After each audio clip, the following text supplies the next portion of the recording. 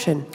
Madam President, I had hoped to be able to come down here today and call up an amendment to the pending legislation, the Farm Bill. I understand we're not currently on the bill, but rather in morning business, I hope to have the opportunity to try and get an amendment pending. We've been trying now for several days to have amendments considered to the Farm Bill. This is a germane amendment. It's very relevant to the bill. It's one that I think that the Senate, the full Senate, ought to have an opportunity to debate and ultimately to vote on. And so it is very unfortunate, in my view, that we are where we are on a piece of legislation that has this much consequence for our economy, for farm country, for consumers across this country. This is a bill that is a major piece of legislation, and unfortunately, we have not had the opportunity in the course of the days that we've been on the bill to get amendments up, pending, debated, and voted on. And I can't tell you how disappointing that is to those of us who come from farm country and want to try and shape the best farm bill we possibly can here in the United States Senate, so that when we go to conference, which I hope we will with the House of Representatives, that we will be in the best position possible to have a bill that addresses the important needs that farmers and ranchers across this country have with regard to certainty on a multi-year farm bill, but also a bill that we can defend to the American taxpayers, a bill that is reform-oriented, that moves us into the future of agriculture, not the past. The amendment that I had hoped to offer today, Madam President, amendment number 1092, amends the commodity title of the Farm Bill that we've been debating. Now, last year, the United States Senate passed a farm bill by a vote of 64 to 35. 64 senators voted for a farm bill that most of us believed offered a level of reform that we could support and defend to the American taxpayer. Now, Madam President, as several of my colleagues and I pointed out during the debate on the Farm Bill during the Ag Committee, we have deep concerns over what we believe is a step backwards in the commodity title with the creation of the adverse market payments, or what we refer to as the AMP program. This program takes a step backwards from last year's Farm Bill by recreating a program with countercyclical payments and fixed target prices. In fact, Madam President, I would argue that this is a policy that goes back. This policy predates cell phones. This policy predates the internet. This is going back to 1980s type farm policy.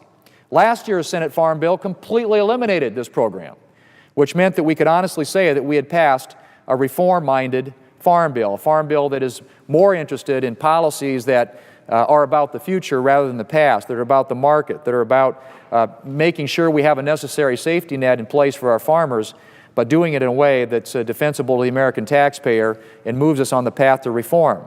Madam President, our concerns are not crop-specific. There's been a lot of discussion about this being something that's between the Midwest and the South or regional. This is not a crop-specific concern. This is a policy-specific concern.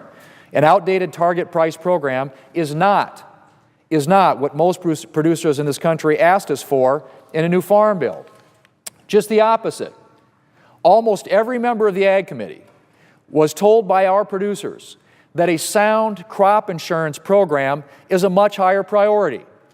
Madam President, amendment number 1092 is simply a response to the wishes of most farmers in the United States. This amendment strikes the newly created AMP program and places peanuts and rice back into the ARC program, or to put it simply, this amendment replaces the commodity title in the bill that we have before us and replaces it with a reform-minded, market-oriented commodity title that was included in the Farm Bill that we passed last year. Now, Madam President, I do not believe that Congress is capable of setting accurate fixed prices for the next years, but that is precisely what the commodity title in this bill and the House bill commodity title is even much, much worse in that respect. But it has Congress setting by statute, us as members of Congress basically setting fixed prices for the next 5 years. The market, not Congress and not the USDA, should be setting prices for Title I commodities. If fixed target prices are set too high and commodity prices drop, history has proven that farmers will once again begin planting for a government program rather than in response to market signals. This not only creates a potential unnecessary liability for taxpayers, but it also increases the risks of overproduction and negative impacts on global markets, making certain crops subject to possible WTO disputes. Madam President, this amendment not only moves us to the reforms that we included in last year's Farm Bill, it also saves taxpayers more than $3 billion. That increases the total savings in this bill by more than 12%. Madam President, that is $3 billion that most of our farmers have told us we don't need to spend. This is something that the American farmer, the producers out there, have made very, very clear. And I would argue, Madam President, that the American taxpayer would also be very supportive of. I urge my colleagues, and I hope we get this opportunity, to be able to debate and ultimately to support this amendment, because it would recapture the level of reform that we had in last year's Farm Bill and save $3 billion at the same time. Madam President, there are many amendments that we filed to this bill that are not getting debated, that are not getting voted on. This is one in particular to the commodity title of the bill that saves over $3 billion from the bill that is before us today. Over $3 billion in savings by moving toward a market-oriented policy as opposed to a high fixed target price policy where the United States Congress sets in statute the target prices rather than having the market determine what those prices ought to be. And so that's one amendment that I've offered to the commodity title of the bill. I have another amendment that to the SNAP or the food stamp title of the bill, $2 billion out of overhead, administrative costs. Doesn't affect beneficiaries, doesn't affect income or asset in the food stamp program that is related to overhead administrative costs, saves $2 billion. We ought to be voting on that. We ought to have an opportunity to debate these things and vote on these amendments.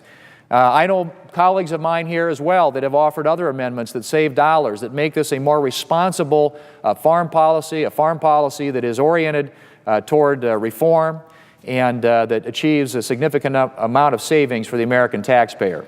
And so I have to say again what I said at the beginning of my remarks, Madam Chair, and that is that it is unfortunate that we are where we are, debating a bill that over a decade will cost nearly $1 trillion, of course about 80% of which is in the nutrition title of the bill, but with an opportunity to actually improve this as it moves across the floor of the United States Senate and proceeds into a conference with the House of Representatives, where they will have passed a bill out of the Ag Committee, which will be headed to the floor, that has high fixed target prices, higher fixed target prices than are included in the Senate bill, and high fixed target prices for all commodities as opposed to the Senate bill, which has them simply for rice and for peanuts. But we're looking at heading down a path, Madam President, that takes us not to the future, but to the past, to a time when farmers were farming for the government program rather than farming for the market, to a time when you have lots of potential disputes because these are trade distorting, market distorting policies that are driven by government as opposed to driven by the market. We could do so much better, Madam President, and we should do so much better for our producers across this country and for the taxpayers who ultimately foot the bill.